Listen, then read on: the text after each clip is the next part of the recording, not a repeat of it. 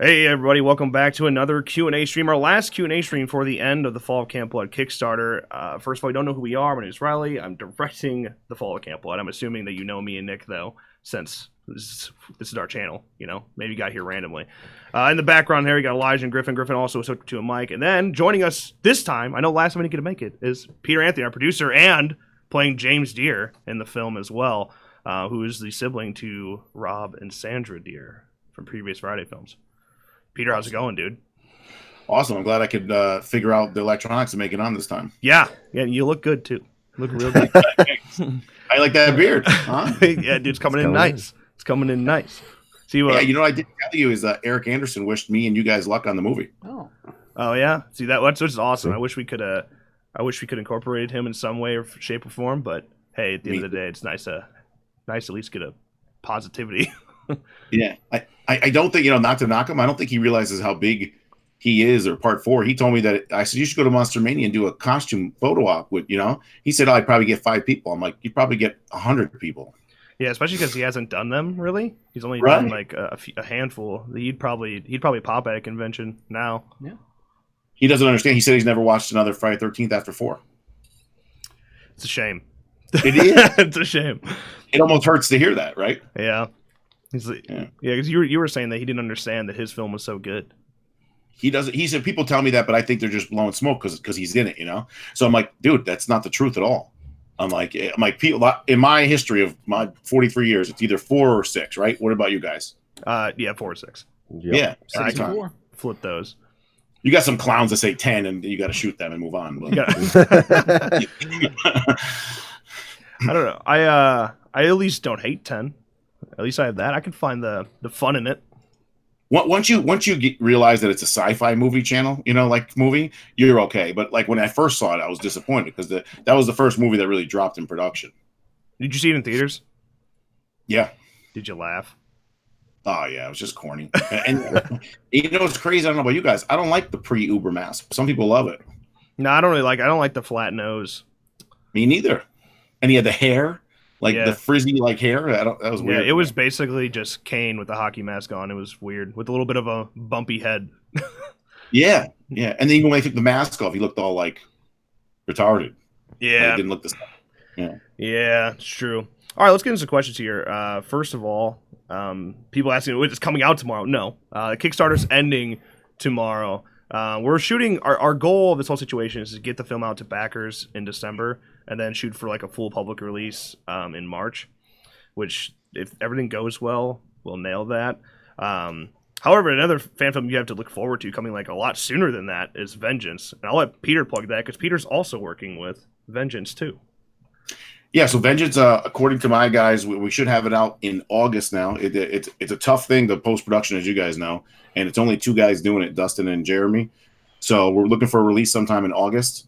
And then, like I said, if I may plug, we're doing the East Coast premiere / world premiere of Vengeance at Blairstown, New Jersey, the museum. So that'll be on September 13th, Friday the 13th. And there's multiple tickets on Eventbrite. We'll probably put the link hopefully here somewhere. And there's different showings. You can watch it in the actual movie theater where part 1 was shot at 12 noon, and you can watch at 8 p.m. And a ticket buys you access to CJ and Jason and everything. You get their autographs for free. You get photos with them, everything. Yeah, and we're hoping that the boys will be there. So if that helps at all. Maybe that makes you not want to go. I shouldn't have said that. We're hoping we'll be able to make it down there too. I'm really excited for it. You should be excited for it. Support all these fan films. While don't ignore us. Support other fan films too, because it's a grind out here. All we have right now is fans that are willing to take a shit ton of time, a shit ton of energy, and deal with a lot of stress and anxiety in that time as well to keep the franchise alive. Mm-hmm. That's all you got to support and their money.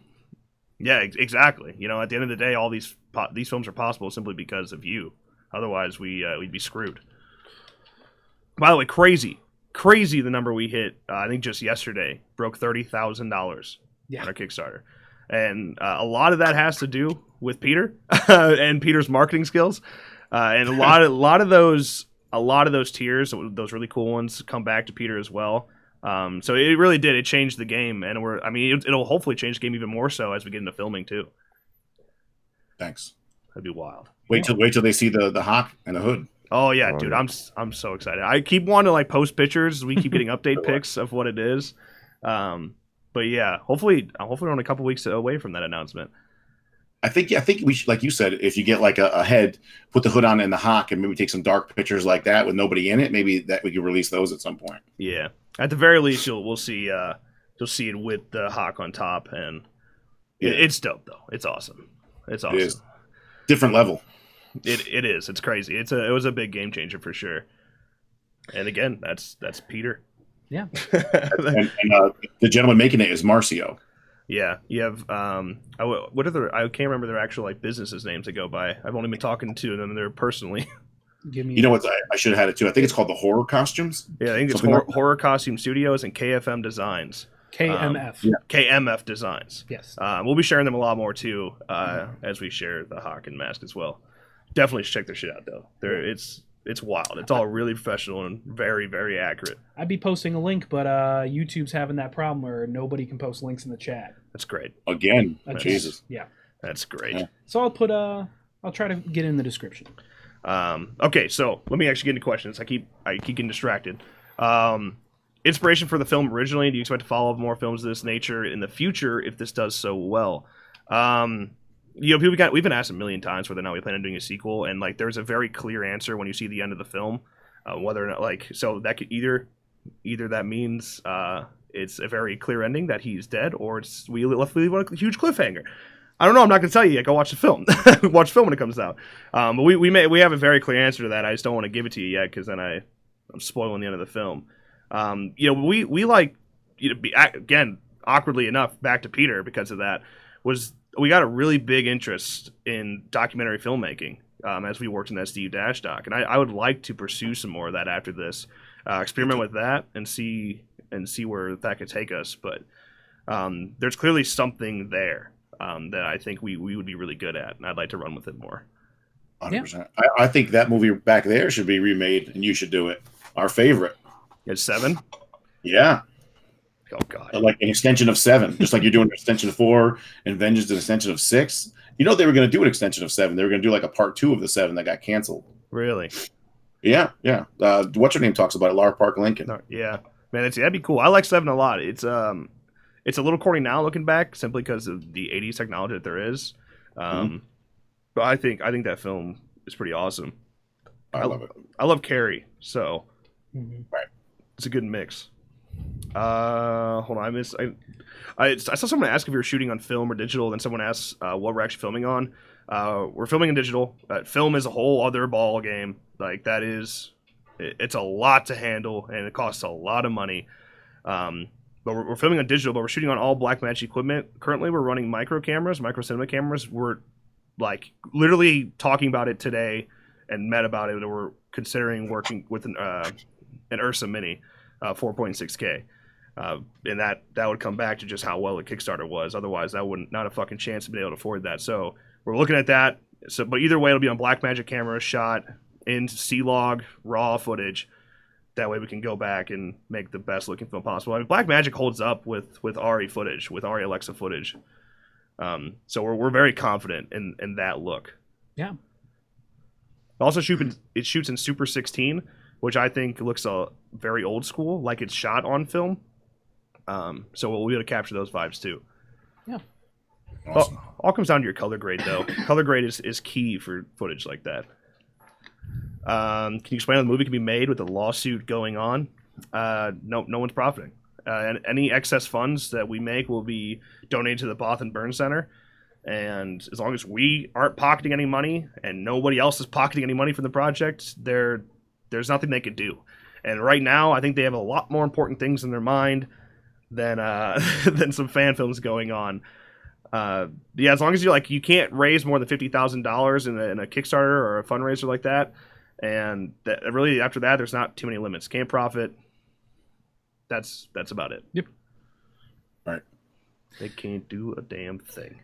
People don't understand that one. I'm like, if me and you went right now in our backyard with our iPhone and I filmed you and we called it a film and put it on there, you'd never get in trouble. It's the same thing. We're not making any money. As long as the money goes towards the film, it's the same thing. Right. And you look at the Kickstarter and it says, oh yeah, we've raised $30,000. Right. A lot of people look at that and say, oh wow, you guys just made $30,000. What are you going to do with the $30,000? And then we list all the things, and we're going to be in debt. We aren't going to see that money. That money is going to be used, for the film, and any excess will be donated to the Botham Bird Center. Plus the profit margin. Just because you raised 30 don't mean you profited 30. Correct. Exactly. Correct. We did some bigger and more like fancy rewards for this run, and when we did that on purpose to catch the eyes of more people, and clearly that worked. I mean, we tripled the amount we made. But like those rewards, we're looking at almost probably over $8,000 to fulfill rewards. So I mean, you're not exactly able to just walk away with the money. And there's Kickstarter fees, which we're expecting around $3,000 in Kickstarter fees. It's just part of the game. It's part of the game. Budgeting. Flying producers around first class. Yeah. Okay. It'd be funny if it was a joke. I had to get that in. Yeah, I bet. So I'm gonna put these two together. Is there any CGI in the film? And then Derek's son Liam is asking if there's going to be mostly practical effects or using CGI for kills. Not practical. For especially if there's any like, I don't even want to say CGI because that like phrase, that acronym gets shit on a lot. But it's like there will be computer generated things in the film. Will it be blood? Will it be part of kills? No. But will we change the sky here and there? Will we add darker clouds and make the moon more clear? Yeah, probably. We did that in our last film. You probably didn't even notice because it was done well. Thank you. It was done well. And when CGI is done well, it's a beautiful, beautiful tool. And combining with practical effects, it's fine. But yeah, dude, squirting blood, like CGI blood, it looks like shit. No, we'll do all of that practically. Yeah. And we're too poor. Like you can't. $30,000 ain't enough to just go hire some crazy VFX artist to toss around. Yeah, that's big money. I'm that confident. squirting blood effect, it just infuriates me. Like you see it in Rambo's last movie, and you see it like Stallone must love it. It's in all the like Expendables movies. Like how hard is it? How expensive is it for a squib to explode? Right? A little Exactly. too. Yeah. And these guys like just like purple blood shooting out, all fake everywhere. So stupid looking. Yeah, we've done practical effects ever since we've been shooting since 8th grade with a shitty camera, trying to do practical effects. I'm very confident in our creative mindset that we'll get it done in a good way. It's all about how you shoot it. You can, especially if you let audiences fill in the blanks, the things that you can't afford, make the people think that they saw it. And that's like if you look at films like Halloween, they did exactly that. They didn't have shit for money, couldn't do a lot of gore, so they made you think you saw it. Right. That's a powerful tool. Yeah. I do want to make a couple announcements before we keep going into questions. First of all, I don't have image. Expect more proper announcements on Facebook here in the next couple of days. Actually, tomorrow we'll probably have a couple. But I think one of the biggest announcements, which I'll probably let Peter say the most for, since he specifically worked with her. But we did just bring on Sanaya Lutzis as a character name is Robbie, and she was also in Vengeance. Correct. She's amazing. So, producer, one of our biggest backer, executive producer now, Sean Lutzis, her father. I worked with him on Vengeance and Sanaya is just amazing. First of all, she's like the biggest sweetheart ever of all time. Just when she's on set, you just like want to hug her. And then second of all, her acting range is amazing. I mean, like I said, I told you guys, I've seen film of her where she's on call to cry. She cries in 30 seconds. She has to scream and run. She runs. She dives. Amazing for a child actor. I mean, to be honest, she blew away a lot of the older actors. So for us to have her is honestly just an asset. So I'm excited for it. Yeah, it's great. You talked to us about it. We were communicating with her father, Sean, and we didn't have a character that age because we don't know anybody that age that's that talented. And when you said it was a possibility, we went right back to the drawing board, filled it in, made technically a lead character for her because we knew she was so talented. And it adds a lot of depth, not only to the other characters around her, but to Peter's character. And it's a really big tool, and I'm really excited for it. I think it's really going to just take the film up that much further. Yeah. But we also have a couple more. We actually just announced Callie Huber as Samantha, and again, that announcement was already made properly. And then we have Carly Sloan as Heather. Again, we'll have a proper announcement for that as we go on. But it's exciting, and I'm really excited about our cast. I think we handled that a lot more properly this time and a lot more professionally, and I think they're all going to kill it. So. Let's add, before we go into some discounted items, let's go into a few more questions. I'm hoping Nick was looking at the chat because I suck at it. I mean, yeah, I might have figured out how to get the link to work. Okay. Will the kills be gory? Since they are practical, is what it looks like the question is in response to. Yeah, we're not going to hold back. Yeah, I'm not going to. If it can go on YouTube, it'll be in the film. Yeah, exactly. Yeah. Yeah, we do have to follow like certain guidelines and shit, but really, we don't. We're just going to go off and we're going to do whatever we got to do to get it in there and just not say anything to YouTube about it. But yeah, we're excited about doing practical effects. It's something that's really important to us. It doesn't feel like 80s horror if you're not going to do that, right? That's right. Do you feel there's a good balance of on-screen and off-screen kills? Yes. That's another thing we thought was priority because again, it's a small budget. You got to make sure you balance it right. So there's some shit that's going to be really over the top that we won't be able to fill in properly. So make it so, shoot it the right way that your audience can fill in the blanks. And I think we'll handle that really well that you won't even be able to notice that we're cutting away. It'll feel natural. Yeah. Yeah, definitely enjoy the script. Anybody that's going to get a look at the script is going to be good. It's going to be good. Fun and not even just kills either. I think it's important to like Jason shouldn't just be in your face all the time either. Right. Follow his feet, use shadows, take advantage of lighting like that. And I take a lot of inspiration off of Dean Cundy in terms of cinematography, and that was the first thing we talked about when we brought in Emma Claire as our DP. That we wanted something like that, so we're going to take advantage of cool lighting, especially in night scenes and shadows. Which is all it's all about. Yeah. Will the movie come to YouTube? Yeah, it will come after backers. Backers will get it first. Reviving Camp Blood and the Fall Campbell backers, all those backers will get it first, including the Blu-ray itself, which we're hoping and praying for December. But there's a good chance December for that for the backers. Then March we're hoping for YouTube. That way we're hitting Friday the 13th on both those dates. Yep, I hope so. Isn't that convenient? Does Griffin have a standout favorite kill he's going to be performing? So without spoiling. Well, what my favorite kill is honestly probably Jason X when she gets the liquid nitrogen to the face and slammed off the counter. That's a little bit unrealistic for us to do. But we can do the boob grab before that. Very true. That is a really funny story. I'm not gonna say it out loud, but you know that story, right? You know what, man? I definitely heard it. I think you might have told me, but I think I forgot now. Yeah, we'll go into that. We'll go into that later. I do. Since I helped Riley write the whole thing, got to put a lot of my own input into the kills. There's one distinctly that is my favorite, but once again, maybe after the film comes out or in the mini doc, I'll talk about it. I don't want to spoil it for you guys. I feel like I know which one it is. I'm going to think of keywords. Handle? Correct. Okay, cool. Yeah, that one. That's a pretty cool kill. Hopefully, hopefully you guys have your conspiracy theories back there. What could the handle mean?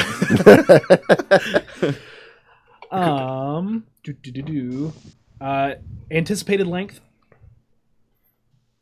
Okay. We were expecting, usually when it comes to script to screen, it's 1 page equals 1 minute. Originally our script was 74 pages, so we were expecting around 74 minutes. Now I think it's 81, as we did those rewrites to add Sanaya. So I think we're at 81 pages, so roughly, we probably will hit hour 20, hour 30, which I intentionally wanted to come back on that and cut it down.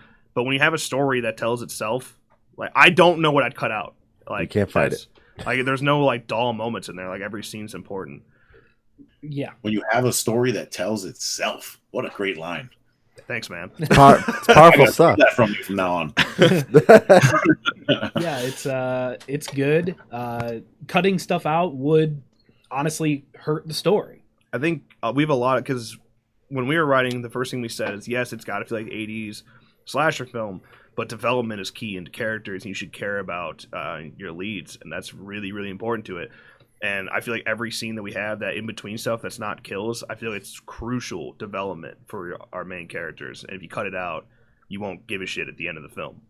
I think it's like you said, the two favorite movies, 4 and 6, the reason why is character development. Yep.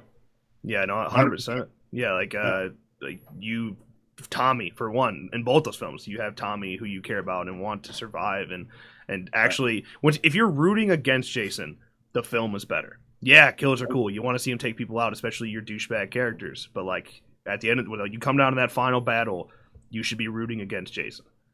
Right. Yep. I was gonna say something else. I remember what it was though. Estimated date that backers will receive their digital download. It'll be same time that we start shipping out Blu-rays.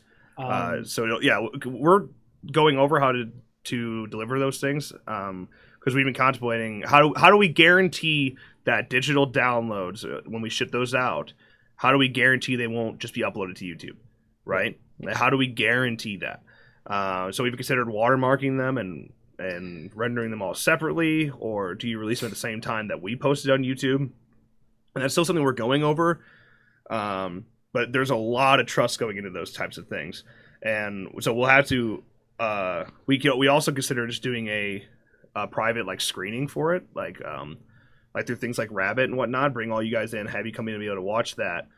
That way, you won't like it can't be re-uploaded anywhere before we want it to. Right, and yeah, December is our estimate. That is not set in stone at all. If the film, if we need more time in post production, then it'll be pushed. If it a bunch of ifs, man. Yeah, filmmaking is especially independent filmmaking is a grind, and a lot of things can go wrong really quickly. And I don't want to say this is the date and then we have to reshoot something. We want to deliver the best film possible, and if we wanted to throw it out there in September, we could. But that's not what we want to do. We want to make the best film possible. Yeah.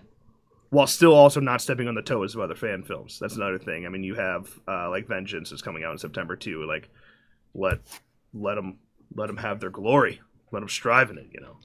Vengeance is not one of those fan films that gets upset with other fan films. We support them all. Thank you very much, Peter. I mean, at the end of the day, I mean, we're all in the same boat. We're all making films for the same reason. Dude, it's not like, to me, it's not a competition, right? I'm in here, I'm going to make the best film possible, and it's going to look good, it's going to sound good, and people are going to enjoy it, especially fans. But like, I want to be able to sit down and enjoy the other fan films too. Yeah. And I'm not going to pick a fucking fight with anybody over it because I'm a fan of the franchise first, Right. Plus, we all have different stories to tell. It's all interesting. They're all different. Yeah, exactly. They're all very different. Yeah. I mean, you can like more than one because they're so different. I mean, all the Friday films are different. With the mother, I want to see that. I want to see how they're tying that in. Yeah. That was they took a drastic turn with that.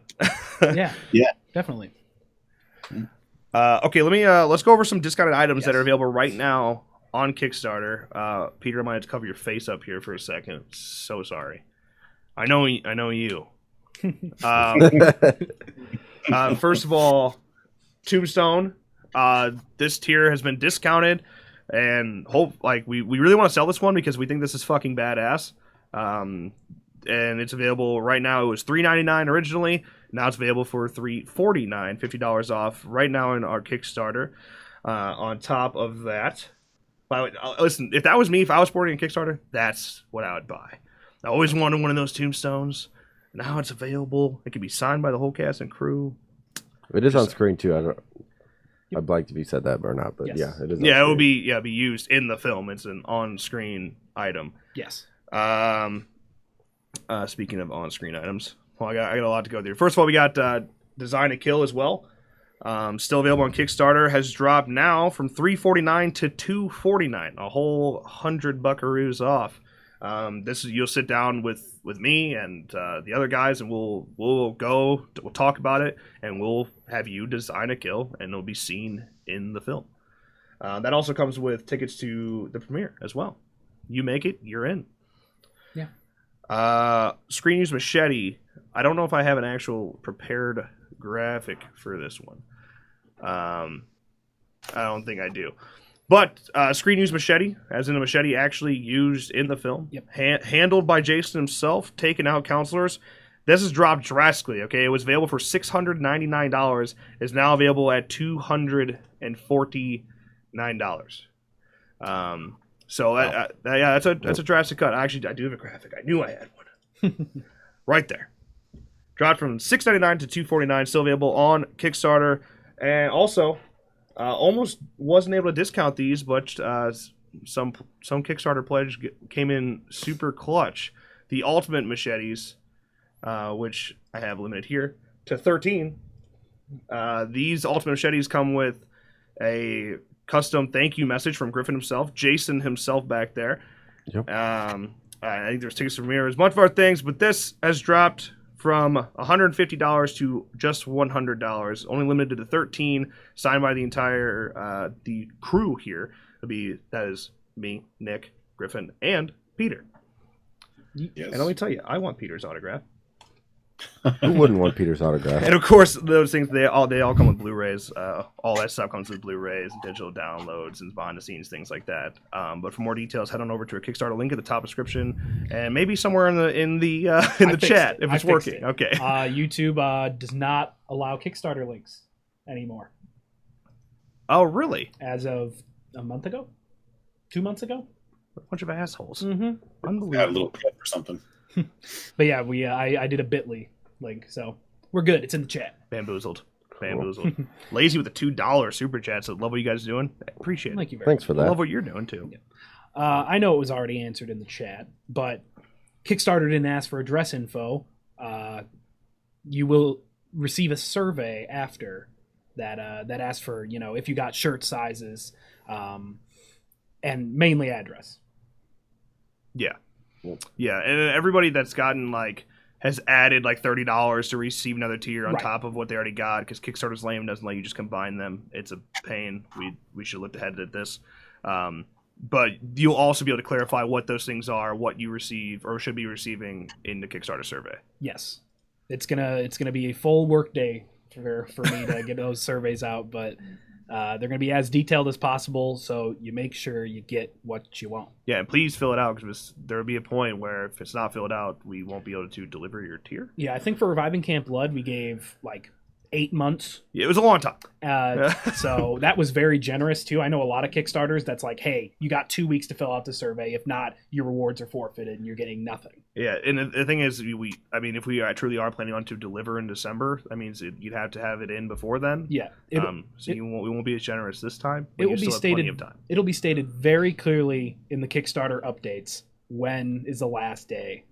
You will get at least a month in advance. Yeah. Yep. Is the Blu-ray cover art on the Kickstarter the finished cover? No, it's not.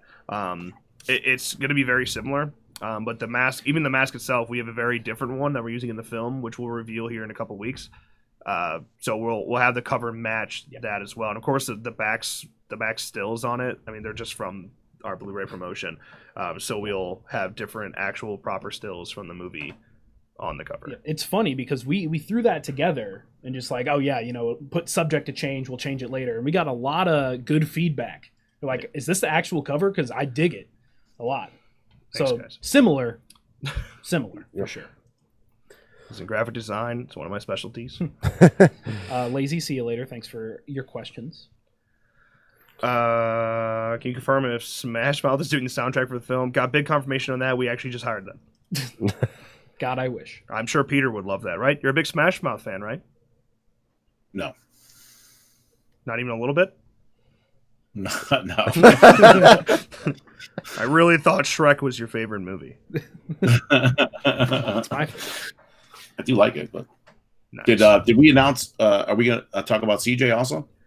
I mean, the composer. Yeah. So So we have we talked about this in the past, and we talked about it in our last Q&A. But this was a massive score. Actual true composer, not Smash Mouth. We would not be using Smash Mouth music if you didn't put two together. That was a joke. But this is our actual composer, CJ Johnson. I mean, he's fantastic. He did a film last year for Blum, and I'm really excited. He already gave us some temp tracks to throw in. It's like, hey, does this work? And they're like, fuck yeah, it works. It's amazing. So we're really excited. We at first, again, before Peter, we had no intention of moving forward with an actual composer, but just take advantage of old Friday the 13th music, original music, because I love Part 4 soundtrack. But now Peter insisted, and he gave us a fantastic deal. He did. Yeah, just amazing. The guy was willing to work with independent filmmakers and use his professional skills to help us out. And that's amazing. So we're really excited for it. I think you guys are going to absolutely dig it too. There's also a digital soundtrack tier available with the Blu-ray combo on Kickstarter as well. Plus, his beard rivals yours. I think he's winning, man. I don't know. This picture seems like he's winning, and I'm a little upset about it. He's also got the long hair. I just got a fucking haircut. I knew it was a mistake. Yeah. He's also got that tacky, cool look with the beard. It's awesome, you know? Yeah, it's a shame. It's a shame. I messed it up. Cole the Raven with a $2 super chat. It's a final poster art by Drew Strews. We actually have a guide that we're talking to you about poster art and limited edition posters, things like that. Yes. Gonna be a good This one. is the guy that I've used? Yes. Okay. Yeah, I think that's what, at the very least, a limited edition poster, because the dude's too talented to not take advantage of him. He's incredible. Yeah. Right? I mean, he just comes out of something out of nothing. You tell him, oh, this is what I want. You don't even got to tell him what you want. He just comes up with these old designs by himself. It's amazing. Yeah. It's amazing. Yeah, true. Can you explain He did every single one of those back there, except for your Steve Dash one. You like the purple, though, right? Looks nice. It kind of goes with the show. Yeah. Yeah. We used to... okay. Can you please explain the title of the film without including spoilers? The synopsis itself for the film takes place 1 year after Friday the 13th, Part 4. The camp's officially being shut down, which would explain the fall of Camp Blood. They're actually demolishing the whole place. Any rental cabins there will be taken down as well. A group of teens must go back to their parents' cabin, clear it out before it's destroyed, but if they quickly realize why it's being destroyed in the first place. So that's why it's called the Fall of Camp Blood. It's truly the fall of Camp Blood. Yep. There's a question back here for Peter. If he had a favorite revenge weapon that he wanted to use in the film. Let me get the exact wording here. Does Peter have a favorite revenge weapon of a choice for the film as James? I don't. I guess that's going to be up to you guys to let me know what it's going to be. But what would I use as a revenge weapon? Probably it doesn't really go with the film, but that weed whacker from Part 7, if that was somehow laying around in Camp Blood and I could pull that out and chop Jason's head off for killing my family members, that'd be the shit right there. All right, so 2 questions about the missing posters. Are pics taken on the phone good enough? Will we give as much information as possible to send a good photo for the missing posters? We'll have some more clarifications on this when the surveys go out too. But yeah, picture taken with your phone is fine. I mean, it's being printed on an 8x11 piece of paper. But our main thing we're going to have to clarify is don't wear something super modern. And then, you obviously can't just be holding, a cell phone in the picture, things like that. At the end of the day, while it's not as big of a deal because these things we're not on, main characters' faces or anything, and we're not, going to isolate there for 20 seconds, they will still be seen. So you'll still be able to make out things like that pretty clearly. So we can't have that. But other than that, you're pretty open to do what you want as long as you aren't, like I said, no one's being offensive, no one's being racist, things like that. And I can see your face, right? It's a missing poster. You should be your face, right? And if you can't completely 80s-ify your picture, that's all right. Yeah, we'll make it work. Yes, definitely. Filters. We have filters that we can put over to make it look a little older as well. Speaking of which, don't send in a bunch of filtered pictures as well. No dog face from Snapchat on your damn photos. Yeah, just a nice clean photo. Showing a clear face, and we're pretty good there. Yeah. Is there anything else I missed?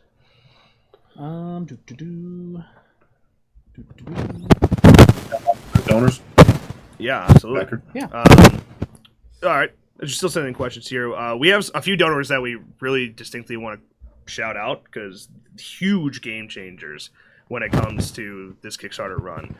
First of all, Sean Lucis, a crazy $5,000 donation to scoop up that B. Jason tier. And, you know, on top of that, being able to get his daughter involved too, that's like a whole other donation of itself. So, yeah, I mean, just game changer. Yeah. Insane. Also, not just one here, but two, Debbie and Katie Berlin. Debbie donated $1,500, and then her daughter donated $5,000 to be killed in the film. So together, I mean, combining for over $6,500, crazy. It's crazy. Wow. Again, another massive game changer there. Yeah. And then Macy Kay, who's a musician, donated $2,500 to the film. She's unbelievably talented as well. We'll be sharing some more stuff in the future. But yeah, massive game changers all around. You have almost half the funds raised between 4 people. It's crazy. Cannot thank them enough, for real. Yeah, absolutely. Okay. Any other questions? Ooh, I'm going to back the missing person tier right now. Bone Daddy, appreciate it. Hey, nice. I think, speaking of which, in terms of, we also have some masks available. We still have the screen accurate mask available that you can get. I think there's 5 of those left. And then, Griffin, what was the other one? How many missing persons were available? 8 missing posters. And this is before the stream started, so I'm not sure if anybody had gotten them. But there's still 8 left currently. But if Bone Daddy's getting one, then there's 7. Yeah, I think that's one of the cooler ones. It's one of the most affordable ones, and one of the coolest ones to still be seen on screen. Yeah. And I think Bone Daddy's name on his missing poster picture should be Bone Daddy. We actually were talking about this in terms of having a nickname on the poster, and I'm cool with it again as long as it's not racist or offensive. But to have your first name and then in the middle naming, like in quotations, their nickname and then their last name. That way you could sneak in names like that and gamer tags, right, and things like that. Good idea. Yeah, and if you don't want your real first name or last name, you can either make one up or we'll make one up. And if you just want the gamer tag, They're all just going to be John Doe. Yeah, every one we do is going to be an Easter egg, so yeah, be a good exactly. time. It opens the door for Easter eggs. Yeah, so yeah, and I'll definitely give a more detailed list on what we require in the reward survey. Hey Griffin, you got any favorite moments working with Peter that you can't wait to do? Peter has made a great impact on me. He has made me feel so small from the second we started. No, just kidding. Peter's been awesome. I'm really excited, just honestly, to be able to bring his experience in and better my performance. He's great with criticism, so I know he's going to make me be the best I can be. So I'm just excited. We're going to have a good time. Thanks, me too. And if I may add my own little, I'm excited to work with you guys because your guys' passion. You guys are younger, but like I said before in the other interview, your passion for the movies is like unparalleled, especially for someone your age. So I think you guys care about filmmaking. I think you care about 80s filmmaking and slasher, which is just awesome because movies aren't like that anymore with practical effects. And just how you guys are taking each part serious. And even the other day when you guys Marco Polo'd me, you're at what's that store you're at where you're buying the old antique stuff? Yeah, we were literally at a restore, which is it's basically just leftover stuff. Habitat for Humanity. Yeah. You know what? I wish we would have recorded that. That would have been a cool like after scenes credit thing for the movie. Oh, I'm sure we'll go back. Yeah, we're definitely going back. And Hobby Lobby. And they have 10% off doors on Monday. That's actually one of the reasons we went there in the first place, because doors are like $10. So ever need to burst through a door or fuck a door up, go to a restore. Get one real cheap. Wow. Yeah, I mean, they had a bunch of stuff there. They had super old, like every sort of weapon you can think of. Every sort of garden weapon, just a whole bunch of really cheap things. And electrical equipment. That's kind of what we went there for as well. If you could pick up like 80s TVs and things like that. They somehow managed to get an old, like a phone booth. Yeah, dude, almost like a payphone. A payphone in there. I was like, Someone stole this and is now selling it. Did you know in part 2, you know how they go and use the payphone in Friday the 13th part 2? That payphone was never really there. So that's in Connecticut. It's like 40 minutes from me. They actually took a payphone and dropped it right there in the middle of like a intersection. Respect. I'd love to be able to, if we get like a full size one, find someone somewhere. That'd be awesome. Like that really is just one more thing to help sell it. The fact that we're in the 80s. Yeah. Right.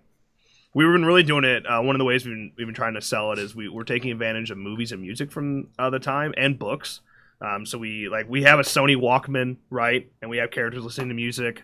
And so it's up to 1985. Like we reference Back to the Future because Back to the Future was just fresh at that time. Like it just came out at like the week before when the film's taking place. The Easter eggs. Yeah, so it's just Easter eggs everywhere for not just horror films from the 80s, but actual 80s things. I'm excited about that. I hope everybody catches it. That big Easter egg coming. No, yeah, exactly. There's another one right there that you're talking about. Yeah. Good luck finding them all. I'm telling you, you're going to have to watch the film like 7 times to maybe find like half of them. Yeah, that is true. We put a lot of effort into the Easter eggs.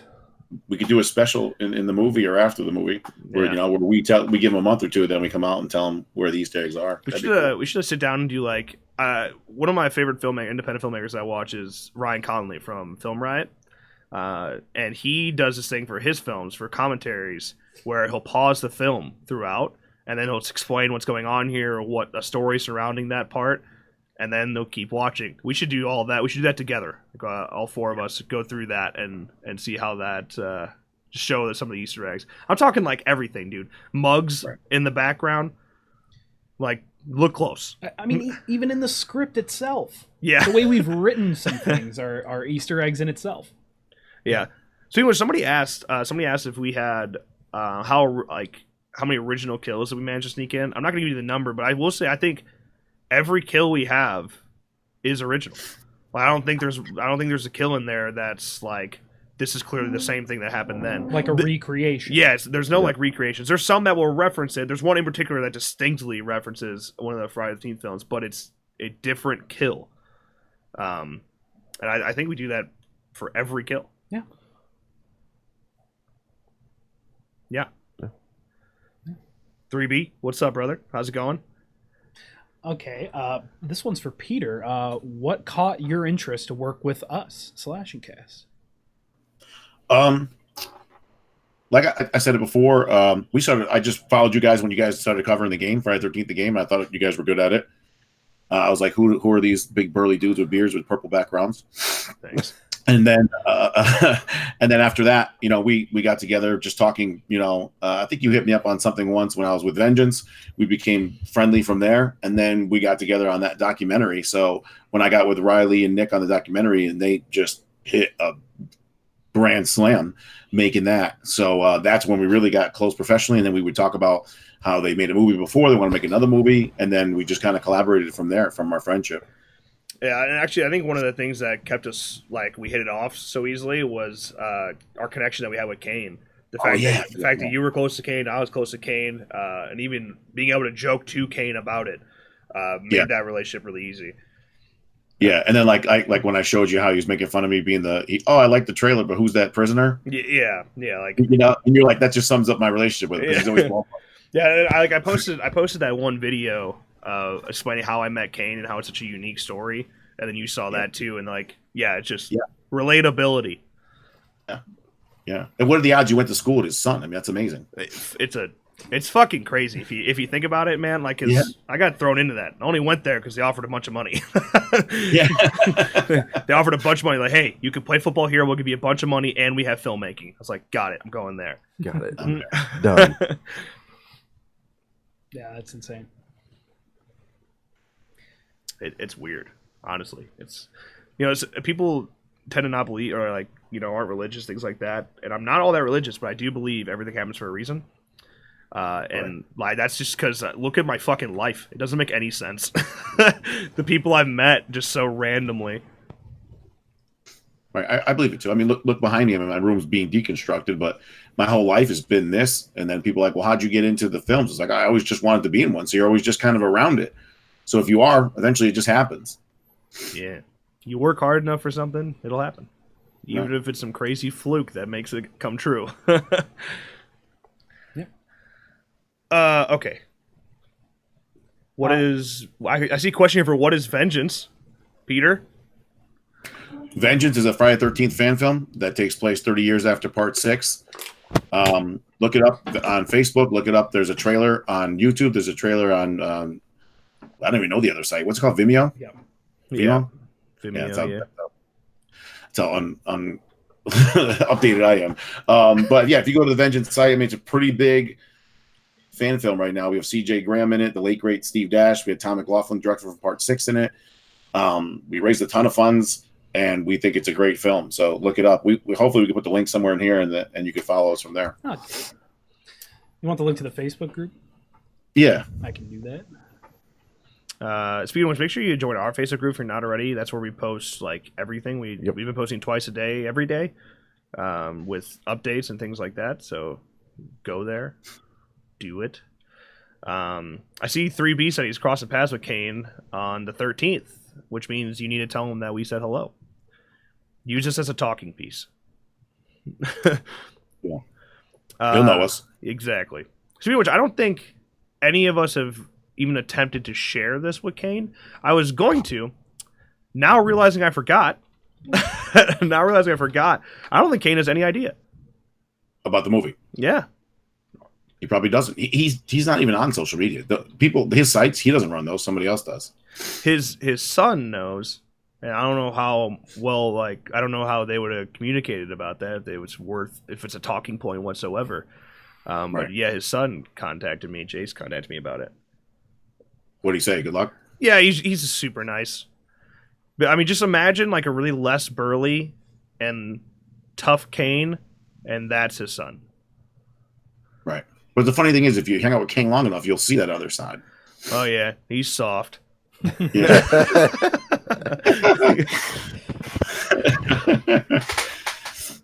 We watched his documentary. You should Yeah. see it. You should see him outside of cons, which I mean, like Peter has too. Like he's like kind of a different guy, just real quiet, keeps to himself, Yeah. but the nicest guy in the world. Nice kind of world. If you could say that the Friday the 13th franchise was kept alive solely because of him, and if you watch that to hell and back when they interview the other Jasons, and even CJ will tell you this, like before cons were cool and where everyone was going, it was a big deal, and all these cosplay dress ups. He was going to these cons when he was making $20 a signature, and he was having 50 fans, and he kept going. He kept it alive, and made it big for not just Friday the 13th, but for everybody else. Like he's the con master. All the time and effort, everywhere he flies around, all the fan he makes, everybody loves him. I mean, how many people talk negative about him? Well, nobody. So, and now these guys are getting $40, $50 a signature, and they're dressing up and getting $100 for these photo ops. That's because of him, 100%. Yeah, that's crazy.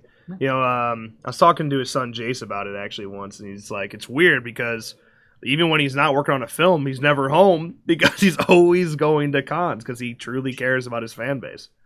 He does. And that's why it was BS for him not to get the Freddy vs. Jason, because no one deserved it more than him. He deserved it more than Robert Englund deserved Freddy. I mean, I think that's fair. Yeah. It's a shame. I wonder how different like that movie would be received, or how different the franchise would look today. How would the lawsuit look different? Like, how would these things look different if Kane were to be cast as Fred, or as Freddy It would have been a Jason? better movie. He says it all the time, like certain things he wouldn't have allowed, you know, and like the scene where Jason is scared of water, he said he wouldn't have allowed that. Like certain things like that, he would have made better. Just the movement alone. I mean, his movement. You in my opinion, the best mover ever versus the worst mover ever. Ken Kersinger versus Kane Hodder. The contrast between the two of them is night and day.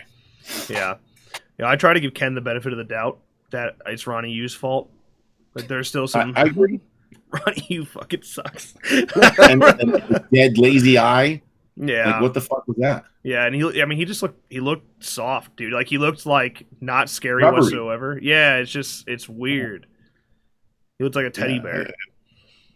It was terrible. They made his eyes brown because they wanted him to have like puppy dog eyes. That's quoted. He said that. Ronnie Yu said that. Like why? Like we What does that even mean? want to relate to Jason because we want to root for him. Like, or make him super badass and we'll still root for him. Right. You want to laugh? So we were at Monster Mania last year. I was sitting at a table with Kane, and did you ever see what's the TV show he did with Adam Green? Holliston. Yeah. Holliston, yeah. I watched all 3 seasons of that. So remember that one where every time they say Ken Kersinger, he like smashes himself. He and tries says to- Freddy versus Jason. Yeah, he's trying to hang himself. so fucking funny. Every time we talk, that's why we're gonna die laughing if we keep talking about this. Like the part where he's getting the script and he's in the hospital bed and they're like, Kane, it's already like Freddy vs. Jason's already made like 10 years ago, and then he like starts having a fucking seizure. Oh my god, it's so funny. You know, I want to help you guys out, but Freddy vs. Jason starts filming soon. And I don't have my script yet. I don't have my script yet. I don't know my shooting dates yet. Oh my god. Table and puts I think it was a poster Freddy vs. Jason, and he's like, and now if you know this, Kane doesn't sign anything Freddy vs. Jason. And he's like, here's a poster, because the guy doesn't really know, you know. So he's like, can you sign it? I'm not going to sign Freddy vs. Jason. Meanwhile, he'll sign other movies that people put posters in front. So I said, turn to him, and he'd probably kill me if he says this. I said, hey, I thought you said in Holliston, you said you were over it. He goes, I was lying. I bet that's the first thing that Jace told me. I mean, I didn't knew this. I read the book, but like Jace was like, who's his son, by the way, if we're still filling in here the holes here. He was like, yeah, like he's still like, don't bring it up. Like he's always nice. He'll always talk about it, always be super cool with fans about it. But he's like, I fucking hate talking about it. He's like, it fucking sucks. That was the biggest hit to his career. Yeah, and it would have been such a great swan song for him, because I know that if that was his last movie, he would have been okay with it. Yeah, you know, it all goes back. It was him. It was like him that started it.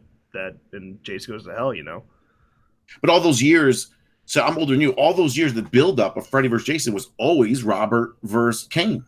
There's nobody else, you know. So every time someone wanted to see Freddy vs. Jason, that's what everybody thought of. So then when it came out and it wasn't, you're like, what do you mean? It doesn't make any sense. Well, I even like I was a kid, but so it's a little weird because I only had a few years to really even be at the point. But I remember even then being upset about it because I was 7, and I said this in my video when I talked about how I met Kane, that I wrote a letter to New Line at the age of 7, like bitching at them that Kane wasn't casted.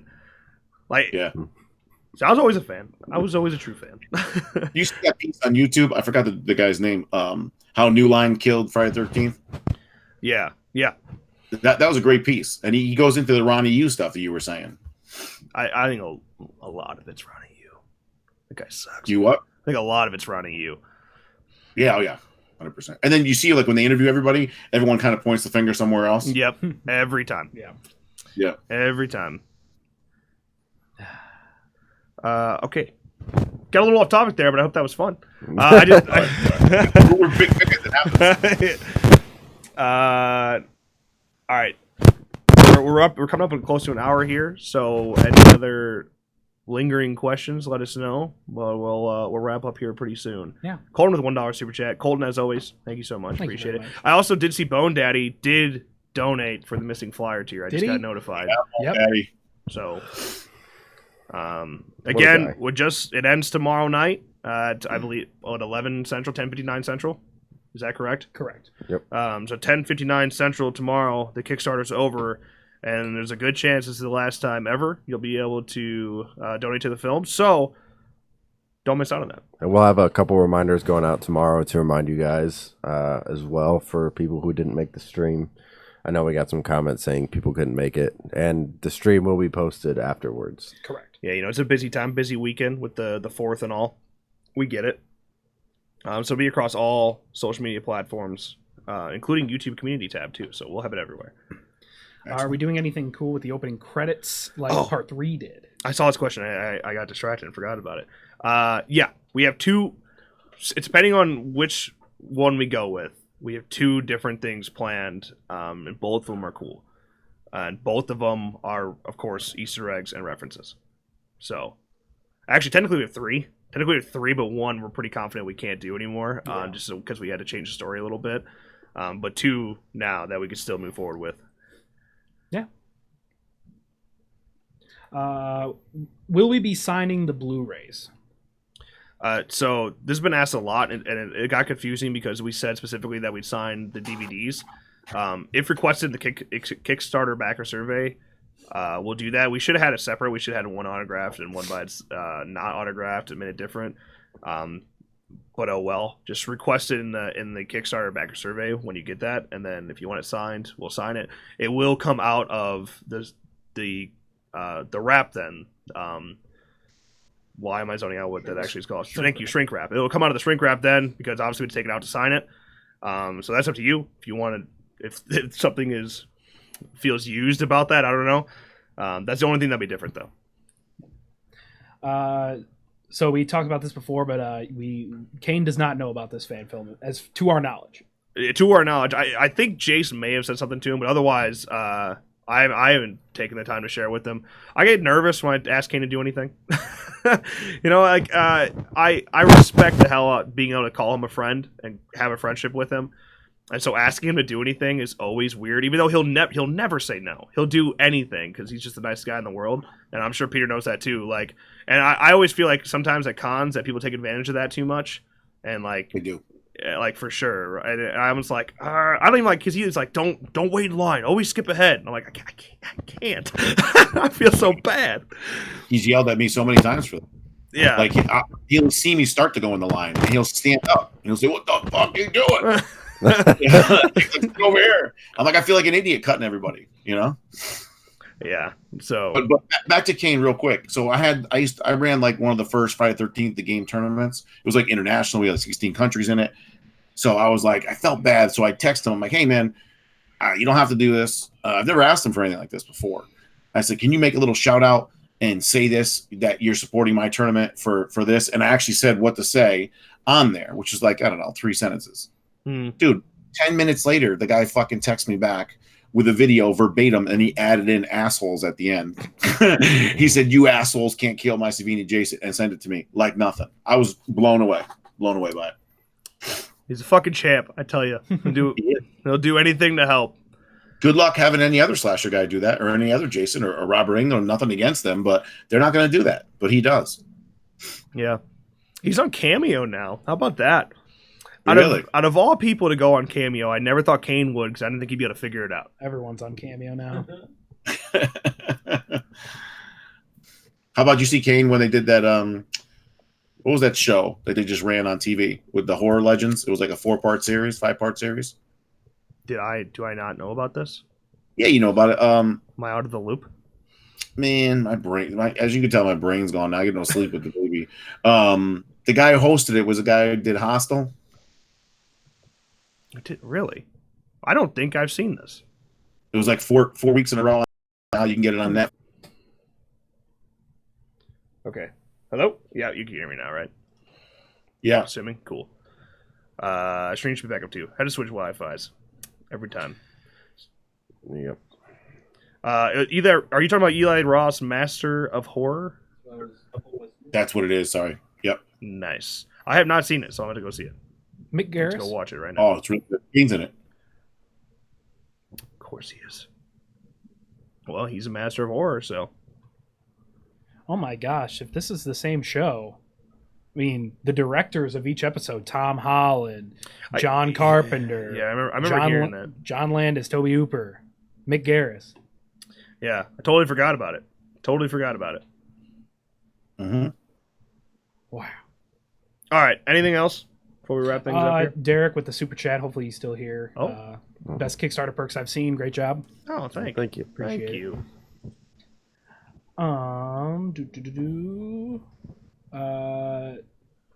Jules Juju gave $30 to the Kickstarter.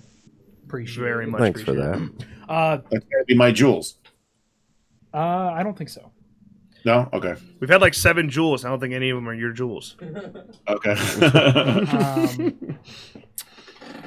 Somebody commented, and I haven't replied yet. Blu-rays, region locked. That's a fucking great question that I don't even know the answer to, because the company has no clarification whatsoever on them. Most of the time now, when you do duplicating of Blu-rays, they're not region locked. most of the time. I'll get clarification on that, especially for international buyers, and if we have to do it through something to make sure that's right for you, we'll do that. But also, most players now today, like the newer PS4s and things like that, like they can play all regions. We'll get this straightened out before we actually send your Blu-ray. That way, we can make sure you can actually watch the film. Yep. Okay. Peter, do you have anything to add? Because I don't want you to yell at me after we click end stream and say, you should have said this, you should have said that. I kind of jabbed them in the questions that I had as I went. I don't have anything. I'm pumped. I'm happy you guys hit your goal. I mean, I think you were scared that you were going to hit 10, and now you're past 30. So I'm pumped. I'm pumped to fly out to Beavertown, Wisconsin? You always say Beavertown. You're close. Over to Beavertown. Beaver Dam. We'll be shooting Beaver Dam, Wisconsin for most of the film. I was actually just there. It's beautiful there. The fucking lake is huge. And one of the things that's nice about it, it's a 7,000 acre lake, by the way. It's huge. I'm not exaggerating. But the thing about it is that it's so big, but there's like nobody living out there. There's some select houses that are next to each other and nearby, but nobody's ever out on the lake.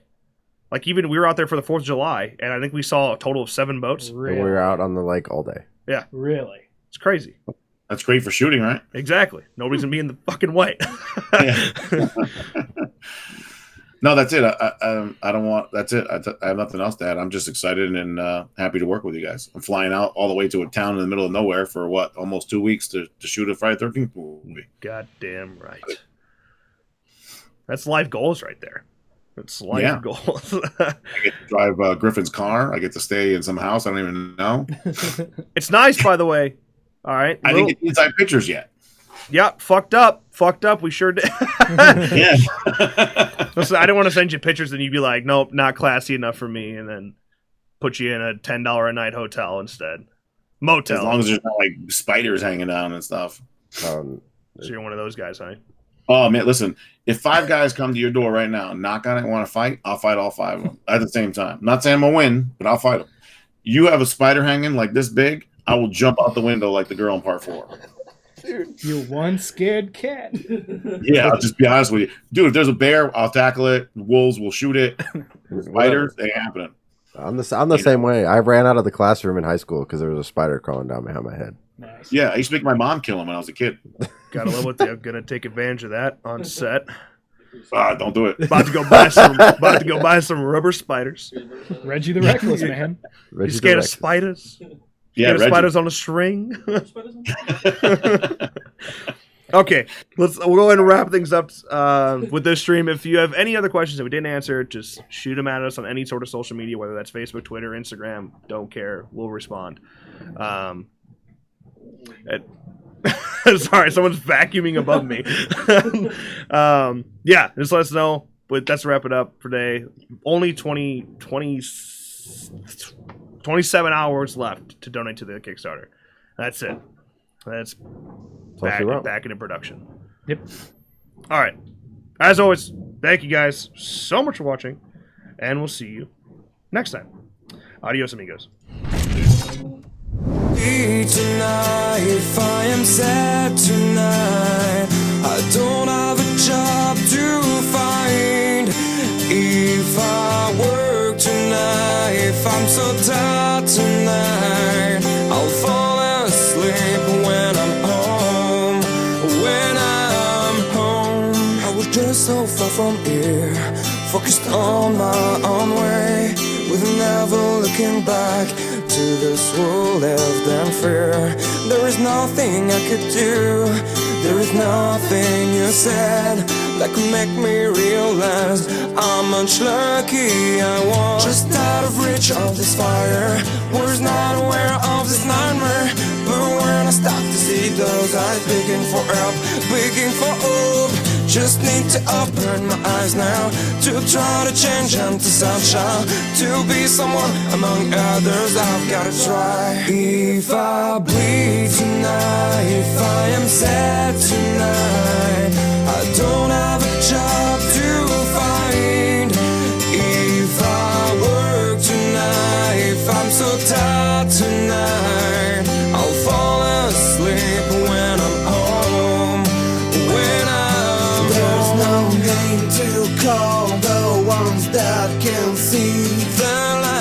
shine above the life. I can say my life is crap, have to see them too. I just live into my world, far from the pain, the fear, just out of reach of this fire. Was not aware of this nightmare, but when I stop to see those eyes begging for help,